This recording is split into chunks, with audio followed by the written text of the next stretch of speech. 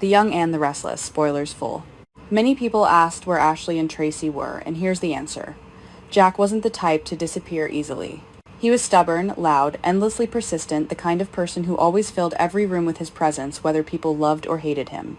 News of Jack's disappearance immediately reached Traci, and she went berserk, immediately boarding a plane and returning to Genoa.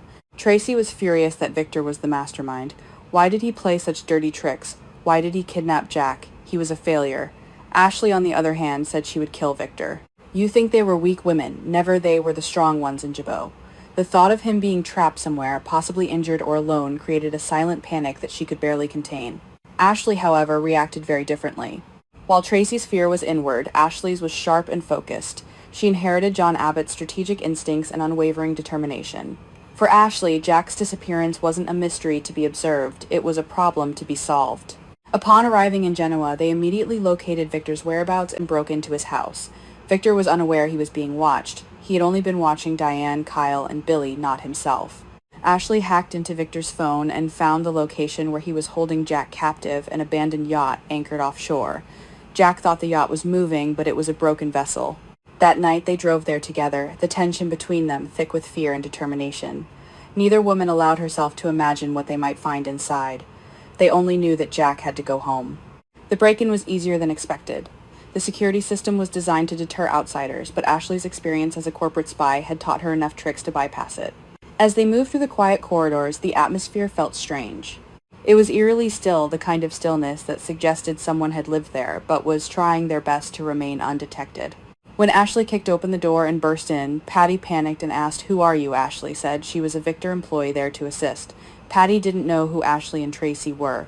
They talked, letting their guard down. When Patty turned around, Ashley hit her on the head with a stick, and she lost consciousness. Ashley reacted first. Her instincts immediately dispelled the confusion. Patty was unpredictable, unstable, and dangerously obsessed with Jack. Whatever had happened in that room wasn't something Ashley intended to analyze right now. She acted quickly, grabbing Patty and forcing her to sit down before tying her hands. Patty struggled and screamed, but Ashley's anger gave her a strength even she herself was surprised by. Traci, still stunned, turned to Jack. The relief of seeing him alive contrasted sharply with the chaos of the situation. Jack looked dazed. Ashley wasted no time asking questions. She pulled Jack toward the door, her voice low and urgent as she told him they would leave immediately. Escape was the top priority. The longer they stayed, the greater the chance his captor would realize something was wrong. But in another distant place, in a quiet room filled with glowing screens, Victor Newman was watching. Security cameras had recorded the entire event. Victor slowly leaned forward, his face darkening as he watched Traci and Ashley drag Jack out of the room. Anger flared up instantly and intensely. The entire operation had been meticulously controlled. Every variable had been anticipated. Every risk had been mitigated. Yet somehow the Abbott sisters had sneaked into Genoa like ghosts and shattered his plan in minutes. His mind raced with the implications. How did they find that location? Who would help them? And most importantly, how long had they been back in the city without his knowledge? Victor clenched his jaw as he stared at the screen, showing Jack being led away. For years he had clashed with Jack Abbott in boardrooms, corporations, and personal feuds. But this moment felt different. This wasn't just business competition anymore. This was a direct challenge to the power he had painstakingly built over decades.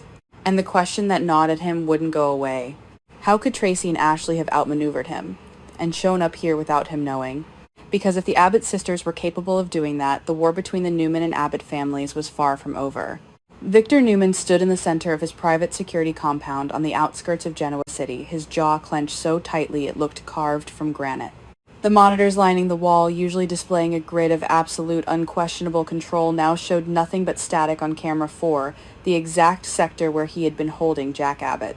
The heavy oak door to the control room swung open, and as head of security, a broad-shouldered man named Cole stepped in, looking uncharacteristically pale. "Mr. Newman, they're gone. The Abbott sisters, Traci and Ashley. They breached the perimeter and extracted Jack." Victor's fist slammed onto the mahogany console, the sound cracking through the room like a gunshot. "You let 2 women, a novelist and a chemist, infiltrate my secure facility and walk out with my prisoner." His voice was a low, terrifying rumble that promised absolute destruction. The veins in his neck pulsed with a fury that had been brewing since this entire corporate war over Jabot and Chancellor had begun. "I want them found. Now do you understand me? Mobilize every man we have." Lock down the perimeter, scramble the pursuit teams, and get me eyes on every road leading back into Genoa City. They cannot be allowed to escape with Jack, not when I am this close to breaking him." Outside the compound, the frigid Wisconsin night air whipped against Tracy Abbott's face as she slammed her foot onto the accelerator of the stolen black SUV. Beside her in the passenger seat, Ashley twisted around, her eyes wide, with a mixture of adrenaline and sheer terror, checking the back seat where their older brother lay slumped. Jack was a dead weight, his face pale and drawn a stark contrast to the usually vibrant, commanding CEO of Jabbo Cosmetics. Tracy's heart hammered against her ribs like a trapped bird. She had never done anything like this in her life. She was the peacemaker, the writer, the gentle soul of the Abbott family. But when they had discovered Victor's twisted plot that he had kidnapped Jack, subjected him to Patty Williams' psychological torture, and hidden him away at this black site base, a fierce primal protectiveness had taken over. "Hold on," Ash Tracy yelled over the roar of the engine as she threw the heavy vehicle into a sharp left turn, tearing away from the iron gates of Victor's compound just as the alarm sirens began to wail, cutting through the silence of the night. Ashley reached back, her manicured hands gripping Jack's shoulders, trying to keep him from sliding off the leather seat. "Just drive, Tracy. Get us as far away from here as possible.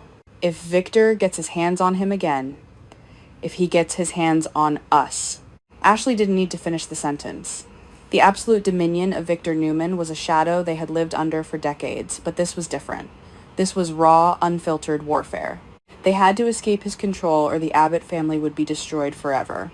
The dark, winding country roads quickly gave way to the paved, illuminated streets of the Genoa City limits. Tracy's knuckles were white, her grip on the steering wheel desperate. She checked the rearview mirror and her blood ran cold.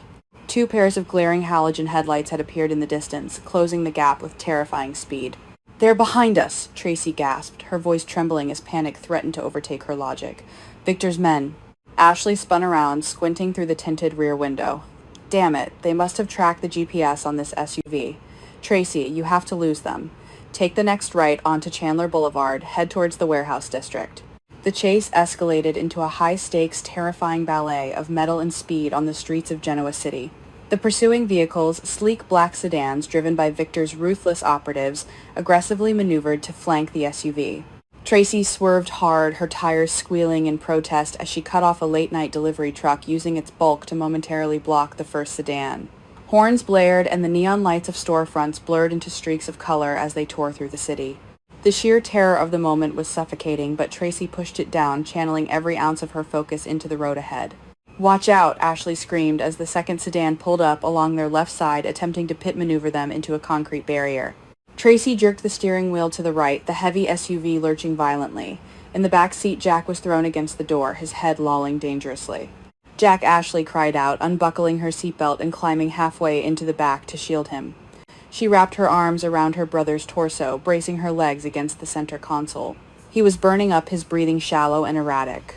The sedative cocktail Victor or Patty had pumped into him was still ravaging his system. "Tracy, you're going to kill us. Smooth it out. He can't take this kind of physical trauma."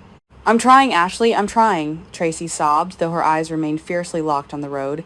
She downshifted the engine, roaring, and took a hairpin turn down a narrow alleyway strewn with garbage cans. The SUV smashed through the debris, sending plastic and refuse flying into the air, creating a momentary smokescreen. Tracy's driving was erratic, a desperate combination of instinct and panic, swerving through back streets, running red lights, and cutting through empty parking lots to break the line of sight. Ashley, meanwhile, was a fierce protector in the back, cushioning Jack's head with her own body every time the car violently changed direction, praying that his heart could take the strain.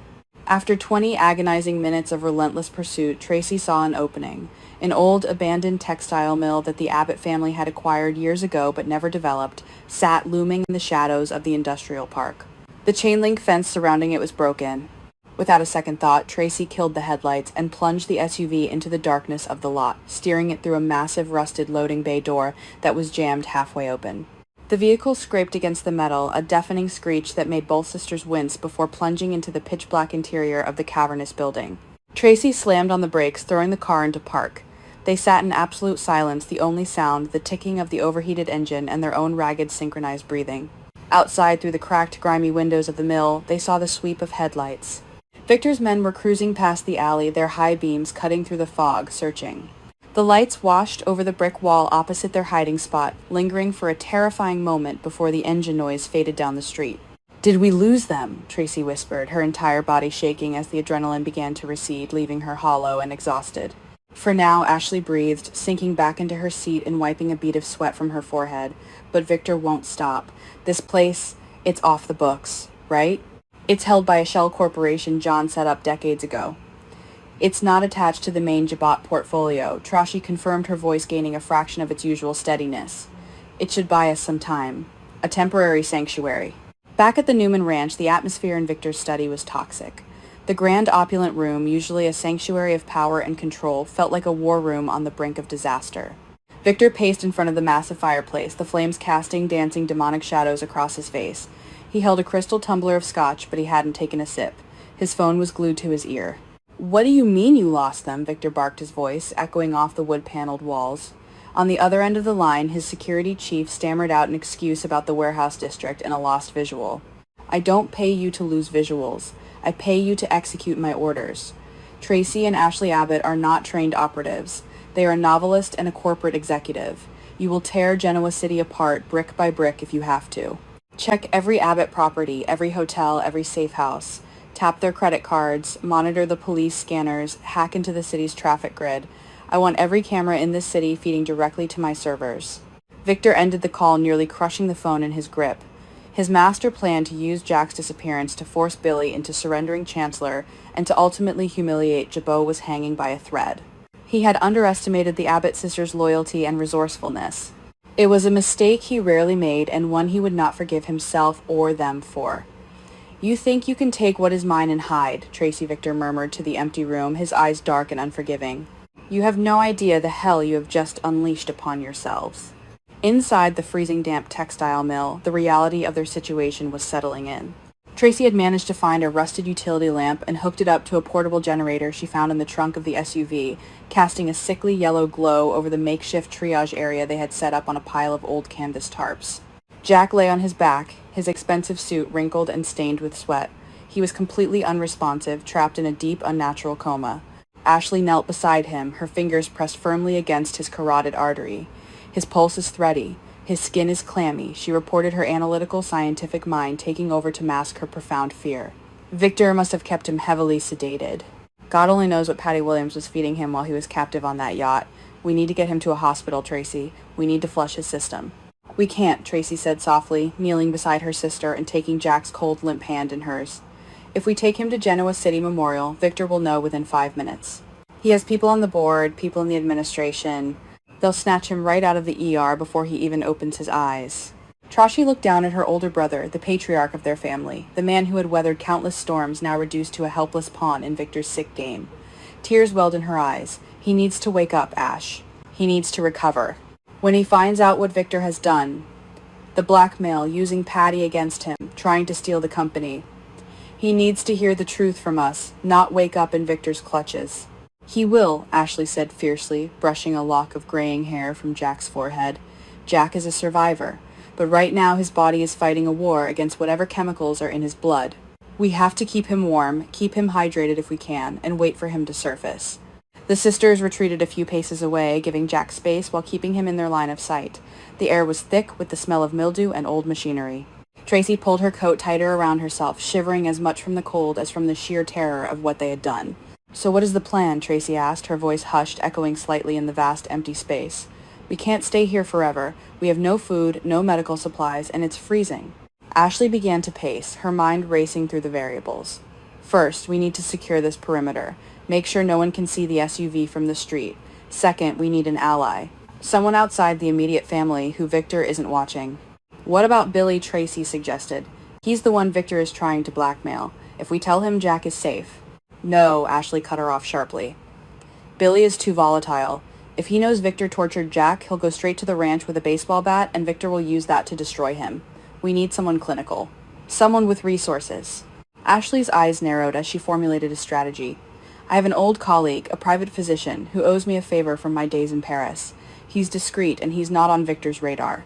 I can use a burner phone to contact him, get him down here with IV fluids and a tox screen kit. And after Jack is stable," Traci asked, the weight of the future pressing down on her. "How do we protect him? Victor's reach is global. He controls the narrative, he controls the police. We fight back using his own arrogance against him, Ashley replied, her voice hardening with the fierce Abbott pride that had defined their family for generations. Victor thinks we are weak. He thinks without Jack, Jabot will crumble and we will surrender. We let him believe he's still in control while we gather the evidence of what he did. Kidnapping, extortion, assault. We bypass the local authorities and go straight to the federal level. But we need Jack awake to testify. Until then, we are his shield. The night dragged on an agonizing crawl of minutes and hours. The temperature in the mill dropped further, and Traci and Ashley took turns huddling near Jack, sharing their body heat to keep him from going into shock.